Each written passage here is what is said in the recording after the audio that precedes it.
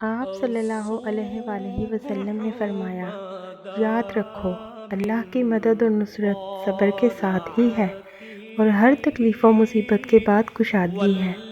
بلا شبہ ہر تنگی اور مشکل کے بعد آسانی ہے۔ جب تم سونے کے لیے اپنے بستر پر جاؤ تو اس سے پہلے آیت الکرسی ضرور پڑھ لو۔ اس کی وجہ سے اللہ تم پر ایک نگہبان فرشتہ مقرر کرے گا جو ساری رات تمہاری حفاظت کرے گا اور شیطان تمہارے قریب نہ آ سکے گا۔ جو شخص استغفار کی پابندی کرتا ہے تو اللہ اس کے لیے ہر تنگی سے نکلنے کا راستہ بنا دیتا ہے اور ہر غم و پریشانی سے اسے نجات عطا کرتا ہے، اور ایسی جگہ سے اسے روزی دیتا ہے جہاں سے اس کا وہم و گمان بھی نہ ہو۔